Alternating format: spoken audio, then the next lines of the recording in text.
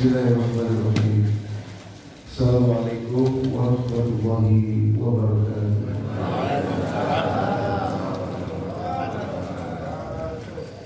Alhamdulillah. Alhamdulillahi hamdan katsiran tayyiban mubarakan fihi kama yuhibbu rabbuna wa yarda.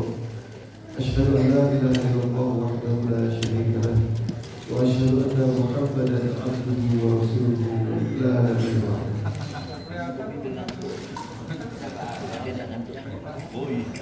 Ma'asyiral muslimin wal muslimat rahimakumullah wa barakatuh rahmati Allah.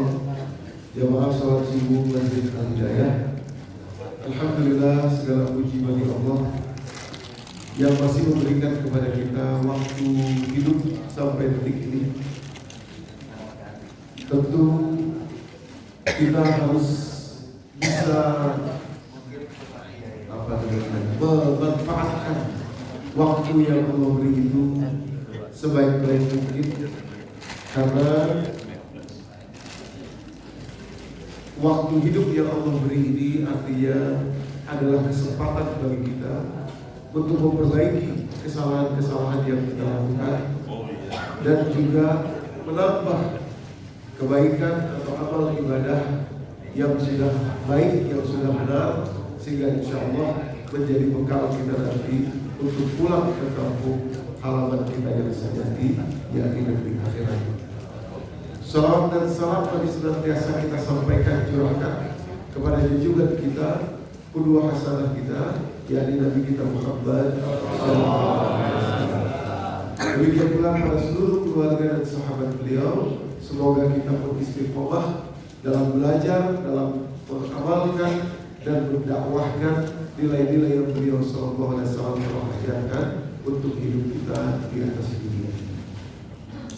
Bapak Ibu yang dirahmati Allah, pada kesempatan pagi hari ini insyaallah kita akan membahas bagaimana di bulan Rajab yang sekarang kita masuk ini, Bapak Ibu, harusnya memang sudah terjadi satu revolusi dalam diri kita. Baru masuk kita dalam bulan Rajab ini kira-kira berapa hari ini Bapak Ibu sekarang? 5 hari ya? Ini sekarang tanggal berapa? 5. Tanggal 5 Januari ya? Nah, kebetulan 1 Rajabnya sama dengan 1 Januari. Jadi hari ini tanggal 5 Januari, artinya tanggal 5 Rajab. Sama. Kebetulan. Bulan Rajab Bapak Ibu. Ini sebelah sini kosong dulu, kalau sempit geser. Oke, saya langsung to the point ya, karena waktu kita tidak banyak. Hari ini insya Allah kita akan ada acara berikutnya nanti. Bapak Ibu yang dirahmati Allah, silakan bisa dulu.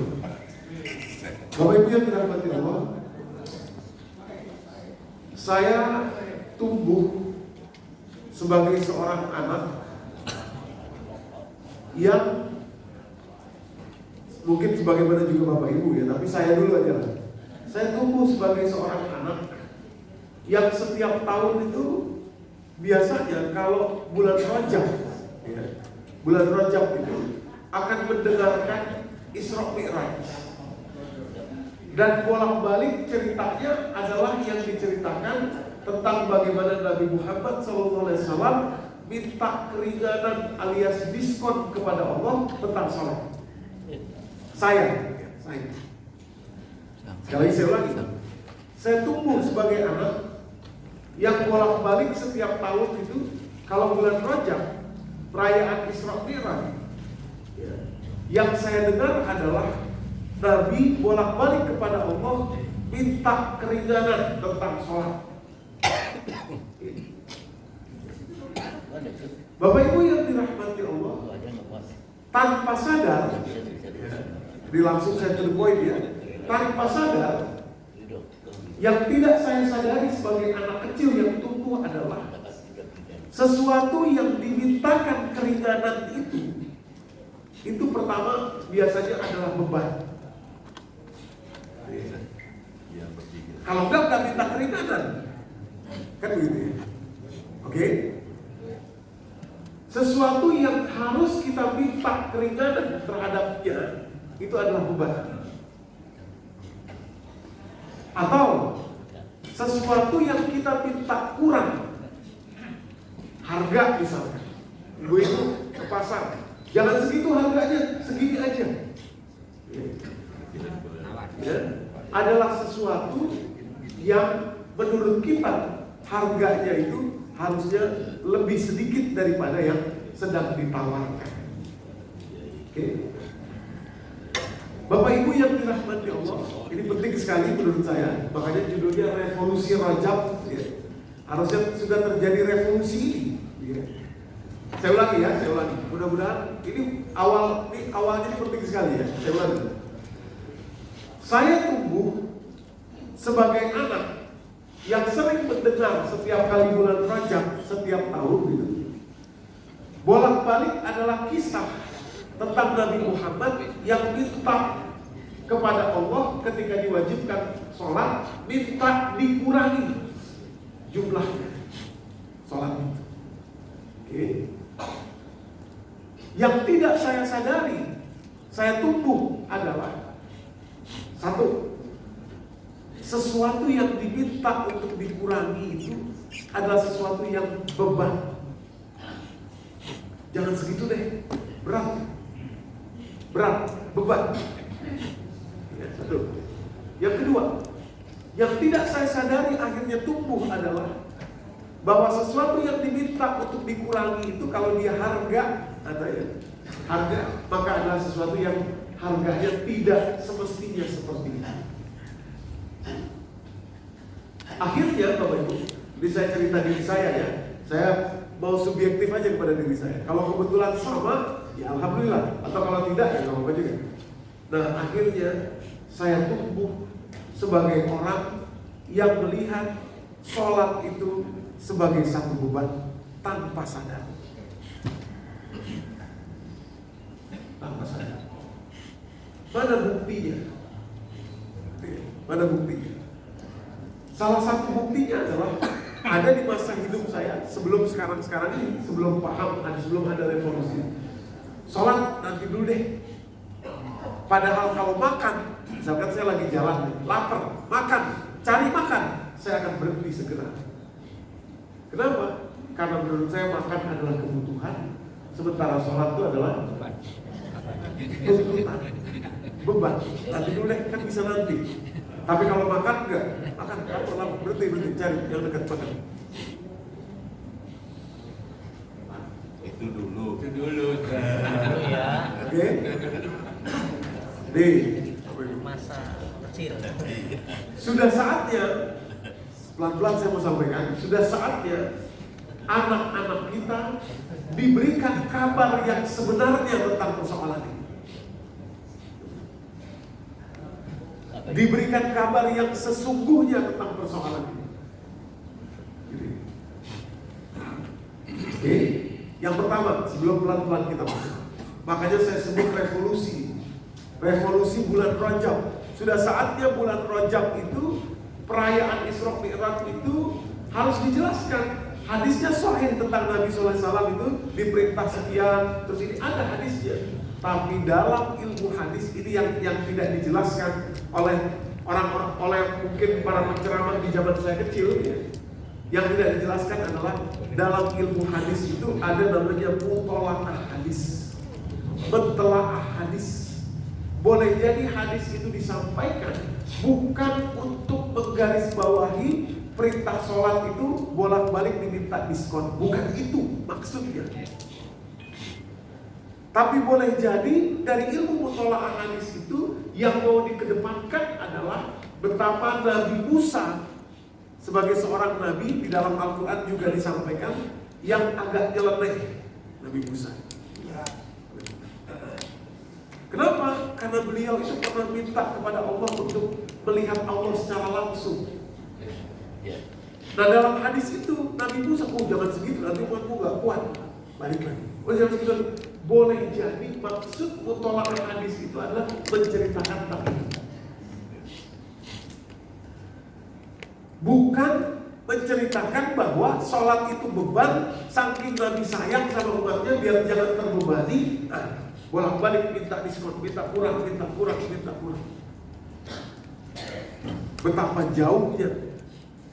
jauhnya kesimpulan yang akan ditimbulkan dari kedua persoalan. Betapa jauhnya.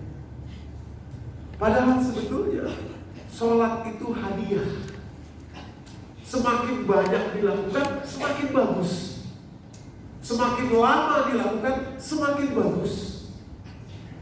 Dampaknya untuk siapa? Untuk diri kita. Harusnya Isra Mi'raj kita mulai sekarang, perayaan Isra Mi'raj bicara tentang bagaimana sholat itu adalah hadiah. Anda kalau nggak sholat, Anda sedang bunuh diri Anda sendiri, baik secara fisik maupun secara mental. Harusnya anak-anak kita mendapatkan revolusi itu sekarang, sehingga nanti kepada generasi berikutnya, kepada anak-anak mereka, cucu-cucu kita, dampaknya sudah beda. Sholat itu bukan tuntutan, bukan beban, tapi adalah kebutuhan. Sehingga apa nanti bedanya? Bedanya adalah kalau bapaknya saya sekarang kemarin kalau lapar dalam perjalanan berhenti mau gak mau. Kenapa? Karena makan menurut saya kebutuhan. Tapi kalau sholat jangan, nggak apa-apa nanti aja, karena dia tuntutan. Nanti harusnya setelah dipahami bahwa sholat itu kebutuhan, berhenti cari tempat sholat. Kenapa? Seperti makan, dia juga kebutuhan.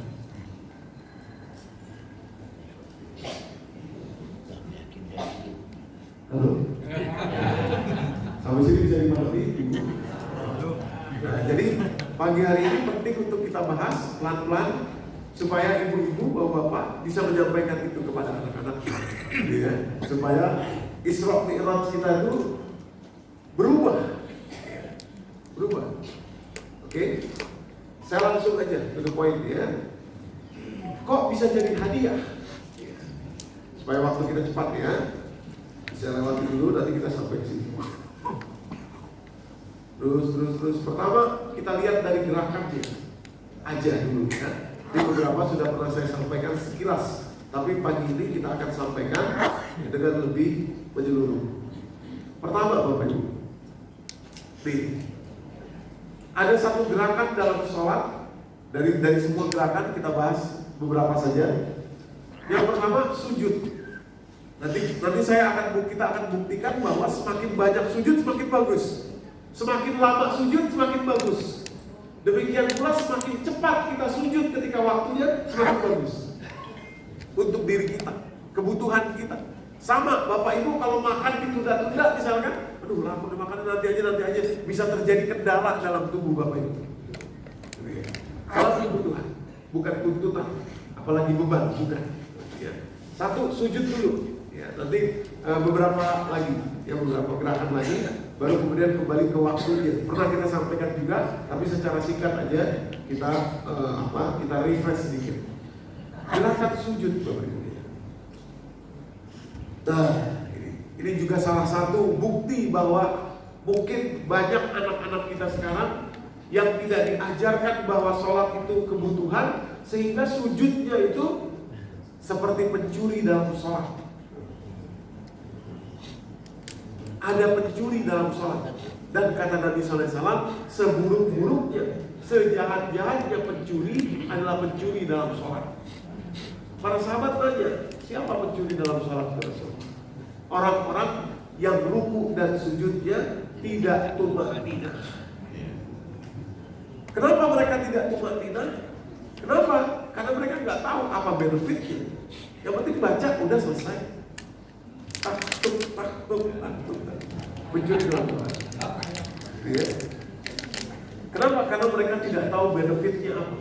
Ruginya apa kalau mereka lakukan seperti itu. Ya, pencuri dalam sholat. Hadis riwayat Imam Ahmad nomor hadis 11.532. Begitu juga para sahabat, Bapak Ibu yang dirahmati Allah. Para sahabat itu betul-betul sangat khawatir, sangat concern seandainya ruku dan sujud mereka itu tidak tumaninah. Sampai-sampai ada seorang sahabat namanya Zaid bin Wahab menjelaskan bahwa Huzaifah bin Yaman pernah melihat seseorang sholat tidak tumakninah, terus Hudzaifah bin Yaman mengatakan, kamu belum sholat ini kamu. Oleh Hudzaifah bin Yaman dibilang, kamu tuh belum sholat. Udah sholat dia, gerakannya sudah, tapi tidak tumakninah ruku dan sujudnya. Oleh Hudzaifah bin Yaman dibilang, kamu belum sholat. Bahkan oleh Hudzaifah bin Yaman disebutkan, seandainya kamu meninggal dunia, maka kamu meninggal dalam keadaan di luar agama ini, alias kufur. Kata Hudzaifah bin Yaman, saking beliau itu concern sekali terhadap tumakninah dalam sholat. Orang baru kelar sholat nih, tapi karena ruku dan sujudnya nggak tumakninah, kata Hudzaifah bin Yaman, kamu belum sholat. Kalau kamu mati kafir kamu. Tidak boleh. Saking luar biasa. Loh, kok jadi diam? Diam dulu ya, biar enggak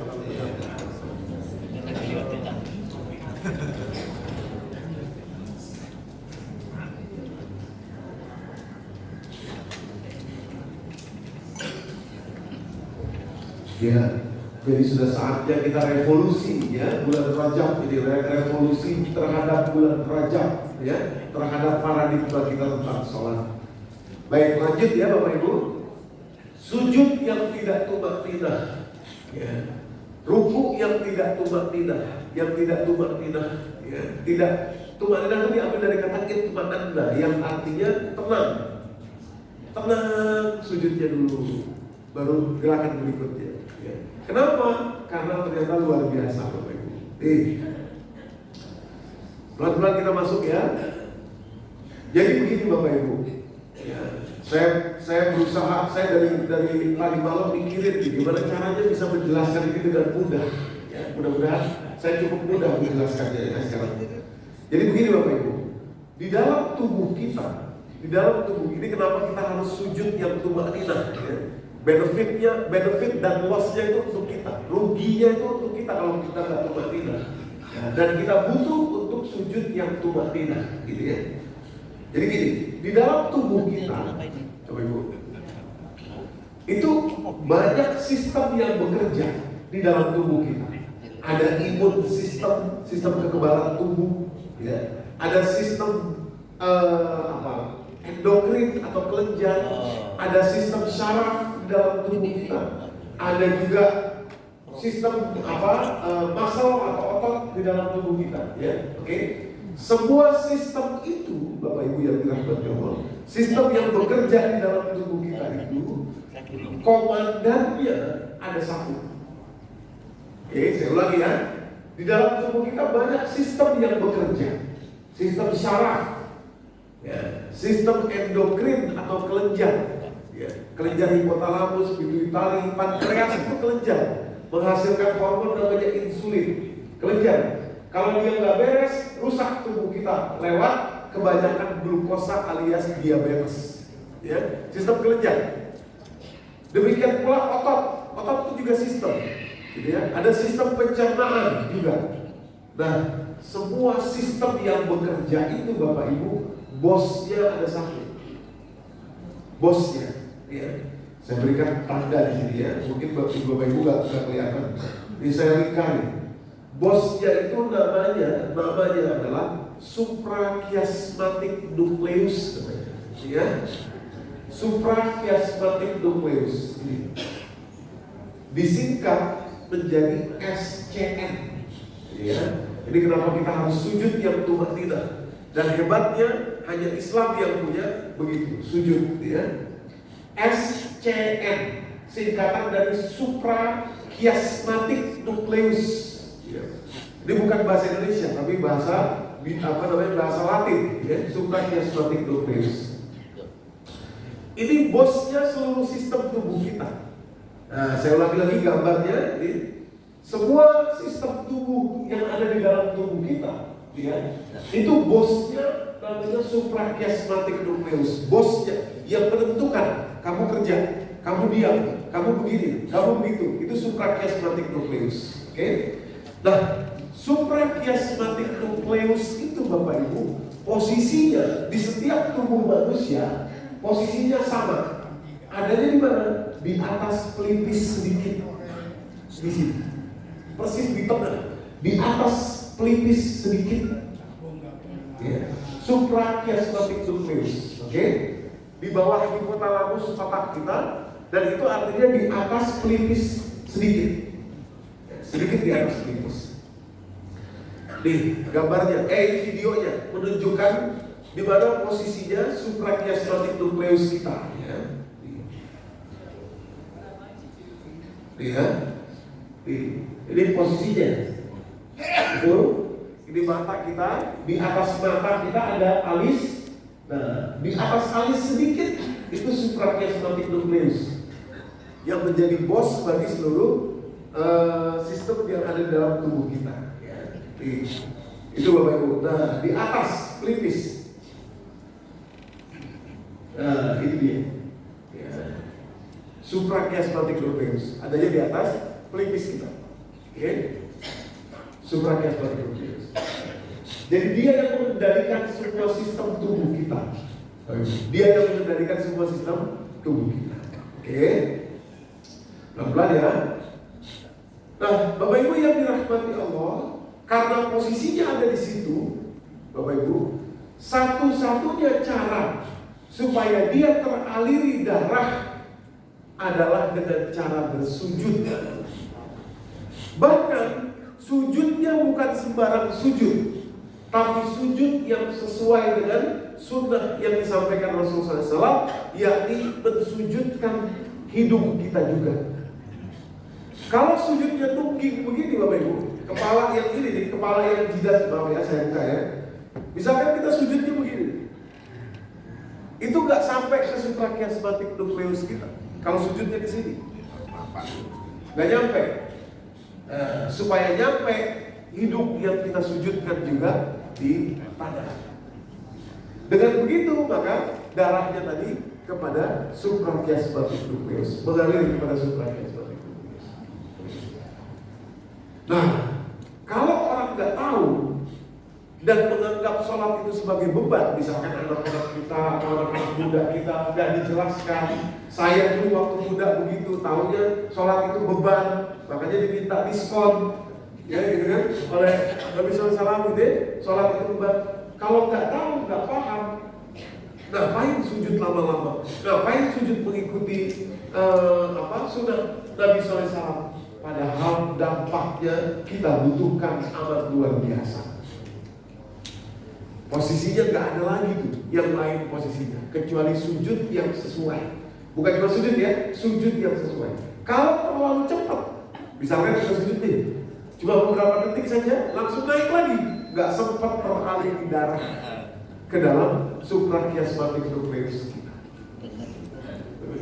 Kata Nabi, caranya Nabi bilang, pencuri dalam sholat adalah pencuri yang paling jahat. Siapa? Yang sujud dan rukuknya tidak tidak. Sekarang dalam bahasa ilmu pengetahuan, kita sadar, kita paham bahwa tidak akan teraliri darah suprachiasmatic nucleus kita kalau sujudnya tidak tumak tidak. Tidak tumak tidak. Oh, berarti makin lama sujud makin teraliri darah loh Ustaz. Iya. Makin bagus, makin banyak, makin bagus, makin lama, makin bagus.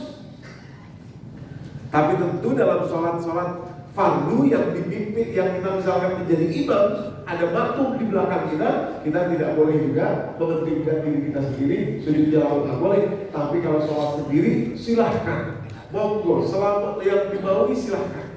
Bahkan Nabi SAW itu, kalau sholat tahajud, Bapak Ibu yang dirahmati Allah, satu kali sujud setara dengan membaca 50 ayat Al-Quran. Saya udah ukur tuh ya, berapa lama kira-kira 50 ayat Al-Quran? Kurang lebih 10 menit. 10 menit, satu kali sujudnya itu 10 menit. Nabi Muhammad.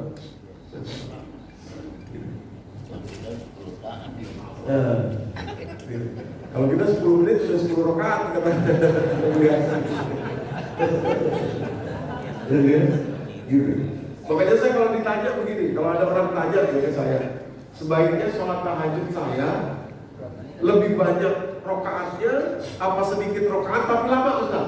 Kalau saya, jawaban saya lebih bagus sedikit rokaatnya, tapi khusyuk tumadinah. Iya.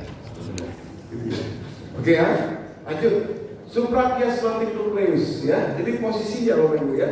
Posisi sujudnya begini, lurus. Kepala kita tuh lurus. Lurusnya tandanya apa? Jatuhnya hidung kepada tanah atau kepada karpet lah kira-kira begitu ya. Supaya tadi masuk kepada suprachiasmatic nucleus. Nah, sekarang kita lanjut lebih. Ini hadisnya. Nempelnya hidung ya kepada tempat sujud akan mengalirkan darah ke suprachiasmatic nucleus kita atau SCN. Ini harus disampaikan di setiap proyek, harus disampaikan lagi supaya anak cucu keturunan kita berubah persepsinya tentang sholat itu. Sholat itu bukan tuntutan, bukan apa namanya, bukan. Sholat itu kebutuhan kita. Nah, ya. Jadi menempelkan hidung saat sujud itu akan membuat suprachiasmatic nucleus kita teraliri darah dan lebih lama lebih bagus ya. Oke, hadis riwayat Imam Bukhari nomor hadis 812 dan juga Imam Muslim nomor hadis 490. Nah, ini udah silakan kalau di foto. Nah, sekarang saya lanjutkan lebih dalam lagi. Bagaimana kalau kita tidak mengalirkan darah ke suprachiasmatic nucleus? Nggak sholat atau sholatnya tidak sempat tumatinah, ya, buru-buru nggak sempat teraliri darah. Apa bahayanya kalau suprachiasmatic nucleus kita tidak teraliri darah dengan baik? Ya. Apa bahayanya? Jadi ya, lossnya, dia Bapak Ibu. Jadi harus saya tampilkan dan harus saya jelaskan sedikit ya. Nah, ini jurnal penelitian yang bisa Bapak Ibu download atau baca gitu ya di National Library of Medicine dari Amerika, Bapak Ibu ya. Nah itu bertanggal 21 Juni 2024 ya. Di sangat baru, maka itu nanti ada penemuan yang baru di situ ya. Nah, jadi mengenai blood flow atau aliran darah from the SCN dari suprachiasmatic nucleus yang akan sampai kepada OVLT. Apa itu OVLT? Ini penyebutannya. OVLT itu adalah Bapak Ibu organ kecil di belakang suprachiasmatic nucleus yang namanya adalah organum vasculosum lamina terminalis. Saya jelasin aja pakai bahasa Indonesia ya. Jadi begini, persis seperti ileum terminalis dalam usus ya. Jadi persis seperti itu, saya mau memudahkan. Jadi usus kita tuh ada usus besar, ada usus kecil, ya. Nah di antara usus besar dan usus kecil itu ada koneksinya. Yang mengkonekkan itu namanya ileum terminalis. Kecil. Nah, dia yang mengkonek antara usus besar dan usus kecil. Kalau dia rusak, kalau dia bermasalah semuanya. Kecil saja, ileum terminalis namanya. Nah, begitu pula antara suprachiasmatic nucleus kita dengan bagian lain yang ada di otak kita sampai ke seluruh tubuh kita, itu ada yang namanya organum vasculosum lamina terminalis. Bagian kecil yang akan menghubungkan ke seluruhnya. Organum vasculosum lamina terminalis ini bahasanya kan ribet ya, disingkat menjadi OVLT. OVLT. OVLT. Oke. Biar Bapak Ibu semua paham dan dari mana asalnya gitu ya. Jelas. OVLT. Oke. Sekarang kita ke bawah yang saya garis bawah. Nggak kelihatan ya buku ya. Nah, saya bacain aja.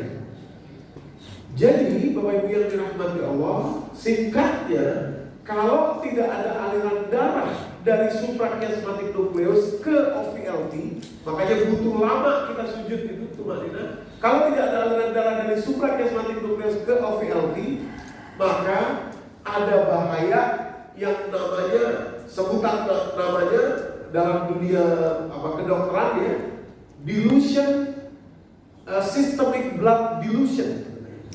Apa itu systemic blood dilution? Sederhananya adalah darah kita itu jadi sangat encer. Dilution, encer darahnya. Encernya darah itu Bapak Ibu. Nah, saya keluar dari sini, saya mau tampilkan dulu ini. Nah, ya, bisa ya? Oke, bisa. Saya mau tampilkan ini. Ya. Ini harus ditampilkan supaya bertanggung jawab ya, dari mana ngomongnya atau dari mana asalnya itu.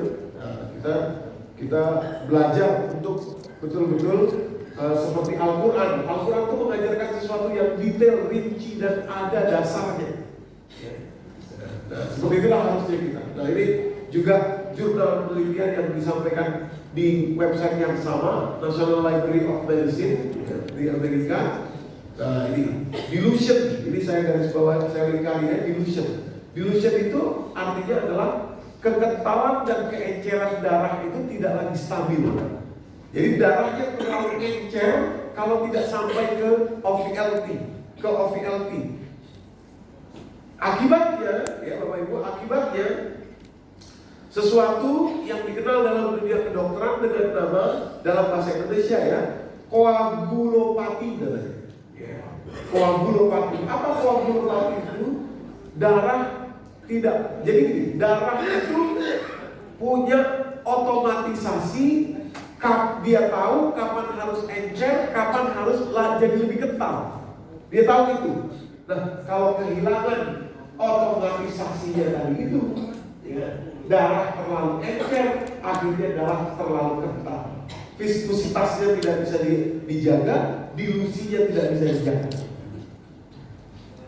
Nah, kalau itu sudah terjadi, itu adalah pintu bagi semua penyakit yang sulit diobati. Kalau darah sudah terlalu kental, harus minum pengencer darah. Awalnya dari darah terlalu encer, karena tadi tidak sampai kepada OVLT. Singkatnya, secara sederhana aja, jadi gak usah diribetin. Kalau ada yang mau menelusuri dengan lebih rinci, monggo silakan. Tapi secara sederhana saja, kembali ke sini, kembali ke slide ini, Bapak Ibu. Secara sederhana saja, SCN, OVLT, SCN ada di sini, OVLT ada di belakang, dan kalimatnya begini ya, dilution in the systemic blood, ya. Di portal otak kita. The target sites relay signal broadly to both brain and the rest of the body. Nanti dampaknya kepada otak dan seluruh tubuh, karena darah itu semua mengalir ke tempat yang sama. Sederhananya dalam bahasa awam kita adalah, kalau orang jarang sujud, jarang berlama-lama tumatinah sujud, Bapak Ibu, dia akan kehilangan otomatisasi darah saat kental atau saat encer yang memang sangat mahal otomatisnya. Saya nggak tahu Bapak Ibu pernah mengalami nggak? Kalau di sistem pengairan itu Bapak Ibu ya, mungkin ibu-ibu nggak jangan paham, tapi kalau Bapak saya rasa paham. Sistem pengairan itu Pak, Bapak Ibu, kan ada toren di atasnya ya. Toren itu waktu ibu-ibu kalau lihat toren itu sistemnya begini. Mesin air itu di bawah, dipompa air itu untuk disimpan ke toren. Lalu nanti dari toren dialirkan ke seluruh keran yang ada di rumah kita atau di tempat manapun itu. Nah, cuma mesin ini harus tahu kapan dia matinya. Karena kalau nggak mati, dia akan hidup terus dan akan rusak. Mesin untuk menyedot air tadi ya. Nah, untuk itulah di setiap toren itu ada otomatisnya. Otomatis itu dipasang, tandanya adalah bola yang masuk ke dalam air itu. Kalau airnya sudah mulai penuh, bolanya kesentuh, ceklek, itu akan mematikan mesin yang di bawah. Gitu ya. Nah, itu otomatis atau ya radar atau apa itu namanya, Bapak Ibu yang dirahmati Allah, itu ya. Mirip-mirip seperti itulah dalam darah kita itu ada sistem yang lebih cerdas, yang jauh lebih cerdas, yang tahu kapan darah itu harus mengental, kapan darah itu harus mencair. Viscosity dan dilusinya. Nah, Kalau kita kehilangan otomatisasi darah tadi itu, Bapak Ibu yang dirahmati Allah, darah kita kental, kadang-kadang encer, terlalu kental, di otak terlalu encer. Kalau pendarahan yang sangat banyak, gitu ya, dan lain sebagainya, Bapak Ibu yang dirahmati Allah, itu pintu masuk kepada penyakit-penyakit yang amat luar biasa, sulit untuk disembuhkan karena sudah pada darah. Nah, jawabannya apa? Sujud yang lama. Alirkan darah ke SCN sampai dia mengalir ke OVLP. Kita butuh untuk itu, kita lakukan berkala terus-menerus. Dan itu hanya ada dalam sholat saja. Dalam sholat saja. Gak ada di tempat yang lain. Bapak Ibu olahraga, silakan olahraga. Tapi kalau nggak sujud, rusak badannya. Bapak Ibu makan yang sehat, silakan makan yang sehat.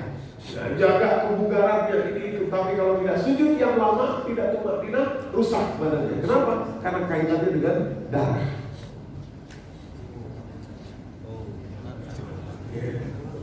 Butuh berarti. Ya? Nah, orang yang sudah tidak lagi bisa sujud, sudah tentu Bapak Ibu, ya, bukan saat ini saja kan diberikan masa sujud. Itu adalah extraordinary yang sudah tidak bisa sujud. Artinya itu bukan, itu rukhsah, itu keringanan. Itu keringanan. Aslinya apa? Sedih saya tadi. Tadi sedih. Iya, betul Bapak Ibu. Makanya Bapak Ibu yang masih bisa sujud, sujudlah yang benar. Bahagialah, gembiralah saat bersujud itu. Gembiralah saat sujud. Karena kita butuh sujud itu. Ya. Oke. Nah, lebih dahsyat lagi Bapak Ibu, ya, ini ada kalimat begini. Lisa, saya nggak bawa. Ada kalimat begini. SCN ke OVLP tadi, blood flow tadi dari SCN ke OVLP tadi itu sangat dibutuhkan atau high rate at night, yakni pada malam hari. Jadi kalau malam hari kita sujud yang lama itu bagus sekali. Malam hari, gitu ya, daripada siang hari. Siang hari juga, tapi malam hari khusus dari penelitian yang disebutkan itu jauh lebih besar dampaknya pada saat malam hari. Itu sebabnya dalam hadis riwayat Imam Bukhari nomor hadis 994, ini yang tadi saya sampaikan dari Aisyah radhiyallahu anha, beliau bercerita, Siti Aisyah bercerita bahwa sujudnya Nabi dalam satu kali sujud setiap sholat malam itu setara dengan 50 ayat Al-Quran yang kita baca. 50 ayat Al-Quran. Kira-kira 10 menit Pak sujudnya doang. Kita sholat. Iya. 50 ayat baca Quran 50 ayat. Ya, hadis riwayat Imam Bukhari nomor hadis 994. Oke. Nah, jadi ya, maksud saya dari sini harusnya kita jelaskan ini setiap kali Isra Mi'raj, setiap kali Rojab, Bapak Ibu yang dirahmati Allah, bukan lagi soal disfatnya itu tadi. Kalau disfatnya itu yang bolak-balik kita sampaikan, nanti orang keliru memahaminya. Padahal sebetulnya harus ditelaah lagi dalam ilmu mutalaah hadis, itu penyampaian tentang hadis itu. Justru yang penting untuk disampaikan adalah betapa dampak benefit terhadap sholat itu tidak bisa tergantikan dengan yang lainnya. Itu hadiah Allah kepada kita, dan Bapak Ibu yang dirahmati Allah, betapa sayangnya Allah kepada kita, dan Allah berikan sholat untuk kita. Nah, jadi harus kita jelaskan itu kepada anak-anak kita, kepada cucu-cucu kita. Nah, kamu harus sholat. Kalau kamu nggak sholat, rusak badanmu sendiri. Kamu sedang bunuh diri kalau nggak sholat. Kalau sujudmu tidak tumak-ninah, kamu sedang bunuh diri. Kenapa? Ya, darahmu rusak, kehilangan kemampuan otomatisasinya sendiri darahnya, karena tidak mengalir dari OVL kita, dari SCN. Gak ada cara lain. Kita tidur nggak nyampe juga dia, karena dia ada di depan. Gitu ya. Sehari-hari kita duduk berjalan nggak nyampe dia. Cuma satu cara supaya betul-betul sampai kepada kesehatan darah tadi, yakni dengan sujud. Ya, bersujud. Ya. Jadi betapa luar biasanya hadiah yang Allah berikan kepada kita lewat Isra dan Mi'raj itu, ya, hadiah. Nah, setelah ini Bapak Ibu, ya, setelah sujud, saya sampaikan atau ingatkan lagi tasyahud. Ya, ini sudah pernah kita sampaikan, tapi penting untuk kita ingatkan lagi karena tasyahud itu juga cuma ada di dalam sholat. Ya. Nah, tasyahud juga kalau nggak dijelaskan, ya banyak orang-orang yang nggak paham atau anak-anak kita yang tidak paham tasyahud sekedarnya aja. Ya, cepat gitu ya, padahal kita butuh untuk berlama-lama dalam tasyahud ini dan cara tasyahud yang benar. Ya. Begini ceritanya. Ya, kemarin saya baru pulang umroh, terus kemarin ini hari Sabtu kemarin memberikan manasik umroh juga kepada orang yang berangkat. Ya. Salah satunya adalah kita harus jelaskan kenapa umroh itu atau haji setiap kali tawaf harus pakai tangan kanan. Bismillah Allahu Akbar, memulainya di Hajar Aswad harus pakai tangan kanan. Kalaupun tangan kanannya maaf ya cacat, dia harus berisyarat juga pakai tangan kanan ini. Harus berisyarat. Nah itu sama seperti tasyahud harus pakai tangan kanan. Gak boleh pakai tangan kiri Bapak Ibu. Kalau maaf ini cacat, ya nggak ada tangannya, dia berisyarat seolah-olah ada. Tapi harus dikadar. Kenapa begitu? Ternyata begini. Nanti kita sampai ke sini ya, nanti kita sampai ke sini. Dan hanya di syariat sholat yang Nabi Muhammad ada tasyahud. Jadi rupanya ini Bapak Ibu.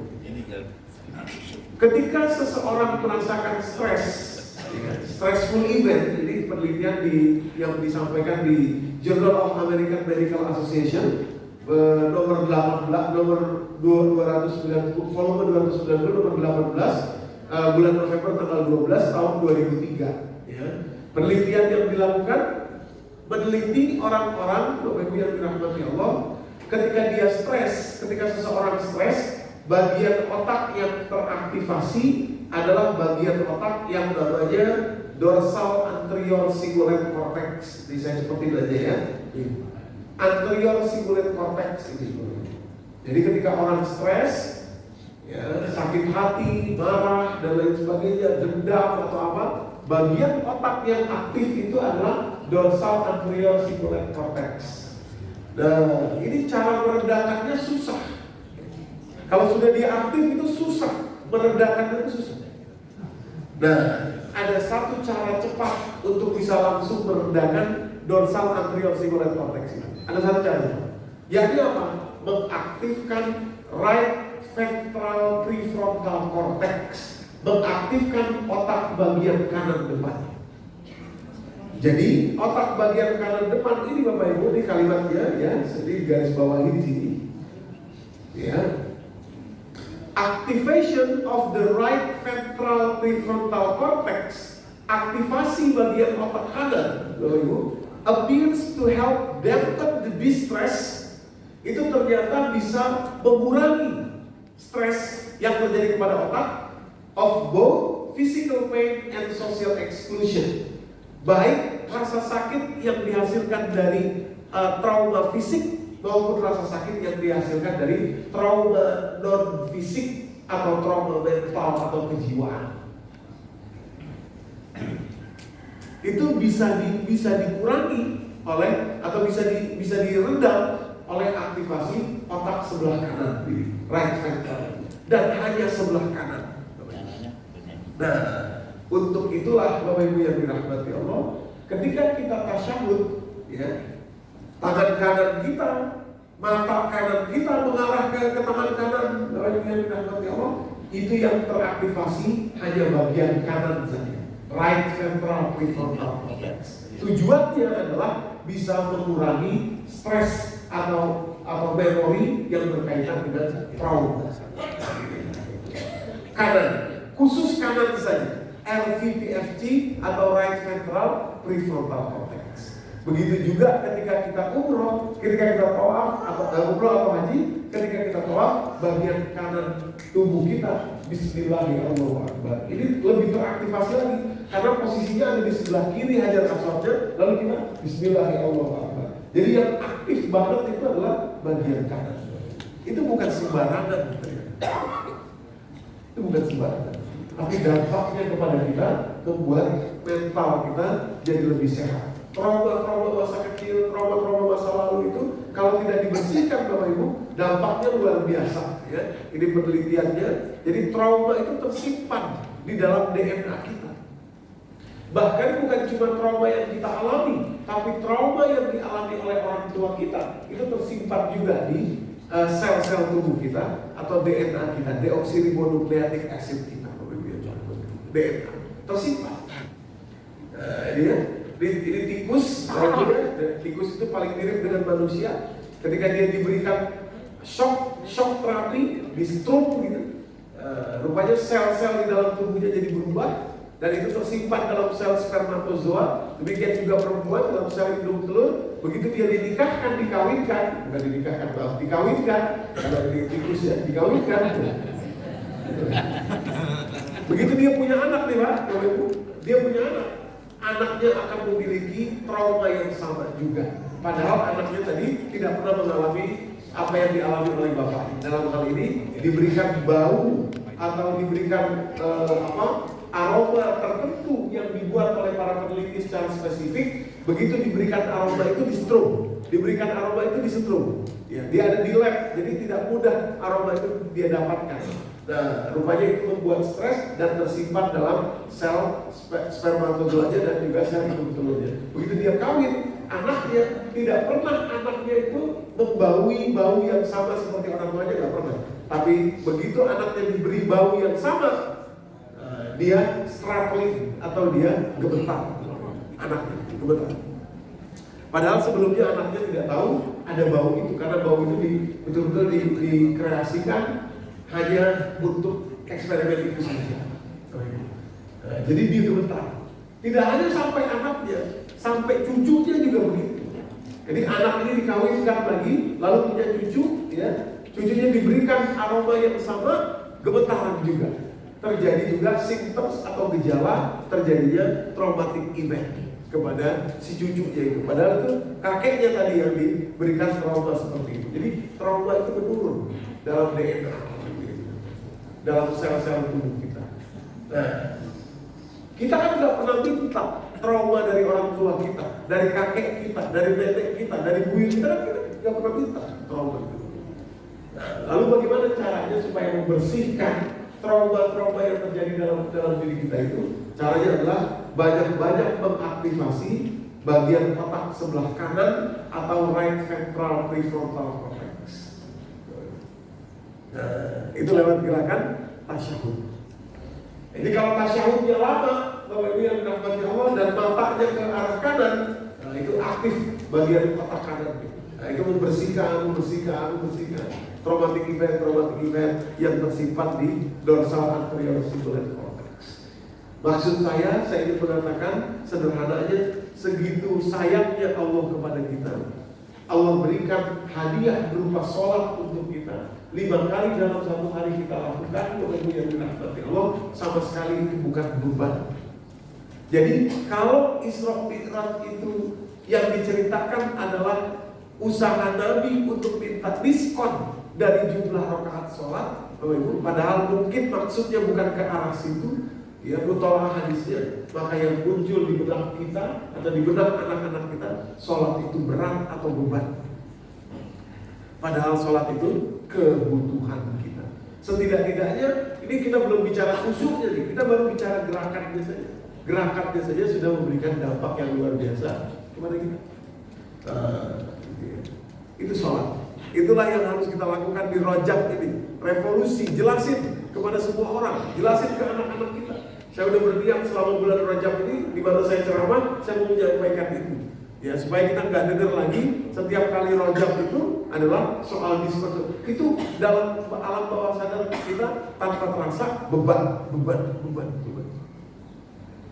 Padahal kebutuhan hadiah. Ya, rasanya orang akan rebut-rebutan. Ya, kalau perlu rebut-rebutan untuk dapat hadiah ini. gitu ya.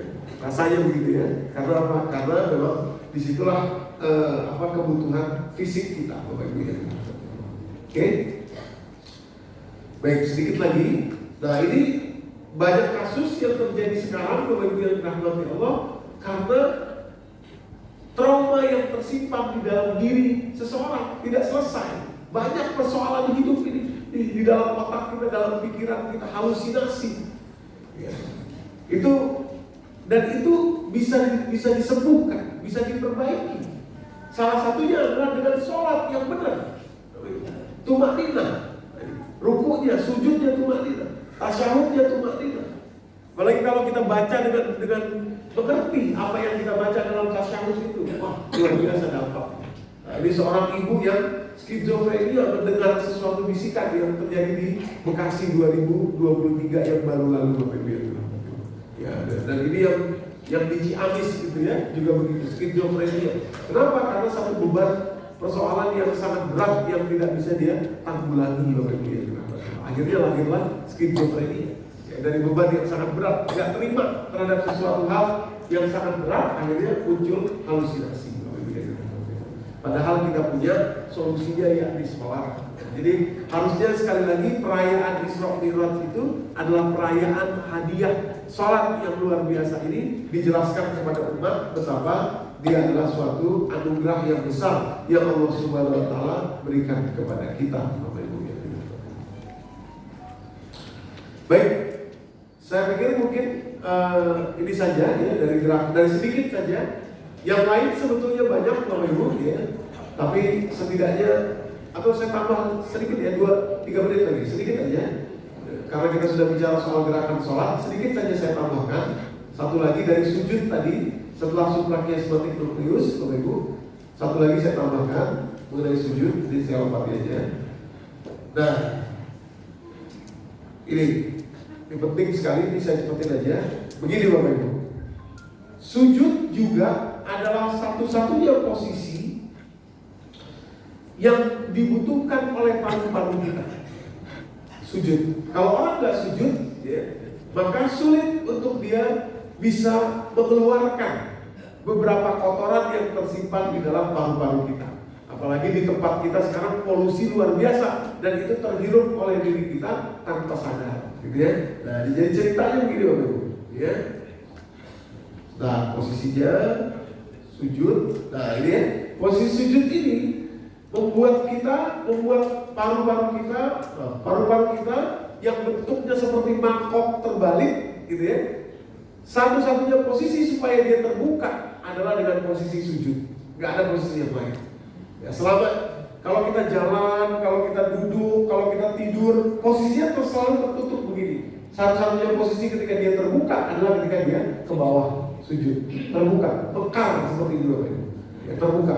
Nah, ketika terbuka seperti itu, masuk banyak oksigen ke dalam paru-paru kita, sekaligus produksi dari karbon dioksida yang juga terkandung dalam O2 tadi itu bisa segera keluar. Jadi dalam posisi sujud itulah posisi yang paling baik untuk oxygenation istilahnya. Volume masuknya udara terbanyak adalah saat kita sujud. Jadi ada satu hadis Nabi SAW, posisi terdekat seorang hamba kepada Rabbnya adalah saat dia sujud. Boleh jadi yang dimaksud adalah ketika posisi sujud itu, disitulah kita paling banyak mengasup pemberian Allah yang namanya udara, udara.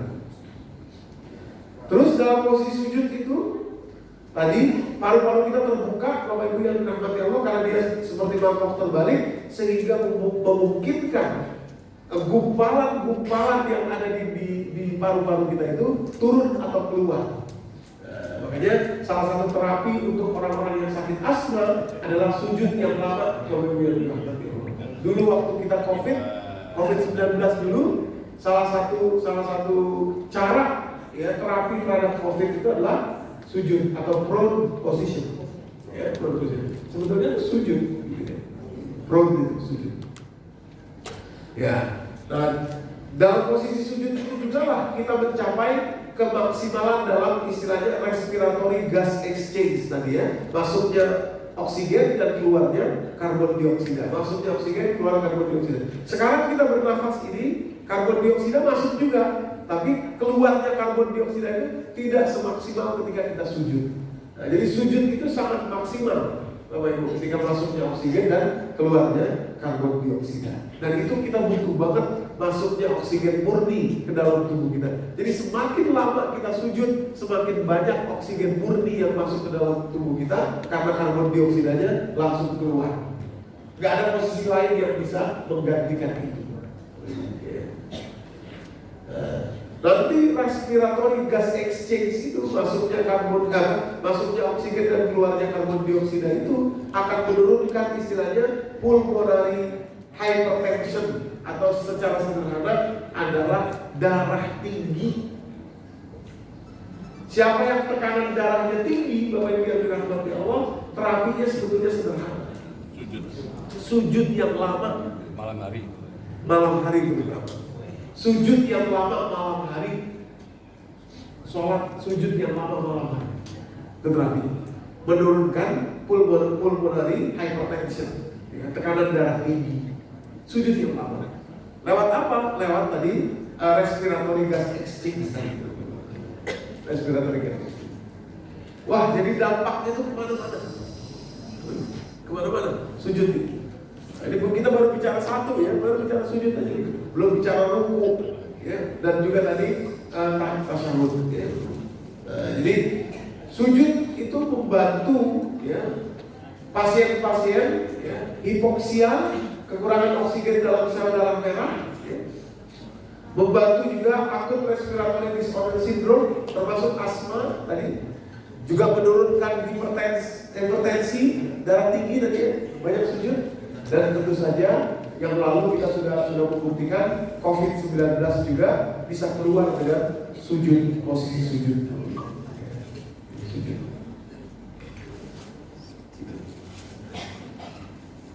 Baik, mungkin ini saja ya. Kalau kita buka semua nanti waktunya lama. Setidaknya sujud dan tasyahud. Tapi poin pentingnya adalah Bapak Ibu, sholat itu bukan tuntutan, tapi kebutuhan kita.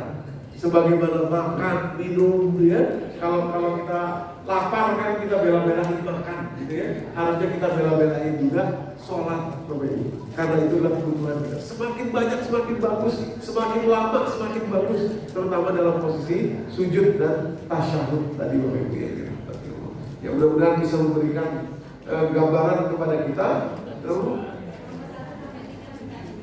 Oh, ini. Ya. Jadi setidak-tidaknya Bapak Ibu yang dirahmati Allah bisa memberikan gambaran kepada kita bahwa sholat itu bukan tuntutan, ya, bukan beban, tapi dia adalah kebutuhan, hadiah besar Allah kepada kita. Jangan disia-siakan Bapak Ibu, apalagi saat kita masih bisa sujud, masih bisa ruku, jangan disia-siakan. Ruku dan sujudlah dengan tumak-ninah. Sampaikan ini kepada anak-anak kita, kepada cucu-cucu kita, supaya paradigma mereka berganti, berubah dengan paradigma yang sebenarnya, bahwa sholat itu adalah kebutuhan kita. Kalau kamu gak sholat, nah, kira-kira begitu ya, kamu sedang membunuh dirimu sendiri. Tubuhmu kamu rusak kalau gak sholat. Kalau kamu gak sholat, kalau kamu tidak tumak-ninah dalam sholatmu, tubuhmu kamu rusak dengan sendirinya. Nah, jadi itulah hadiah Allah Subhanahu Wa Taala, dan inilah yang harus kita lakukan, revolusi dalam bulan Rajab ini, ya, menjelaskan sholat itu sebagai satu kebutuhan. Wallahu a'lam bishawab. Mungkin itu saja yang bisa saya sampaikan. Billahi taufiq wal hidayah. Wassalamualaikum warahmatullahi wabarakatuh. Assalamualaikum.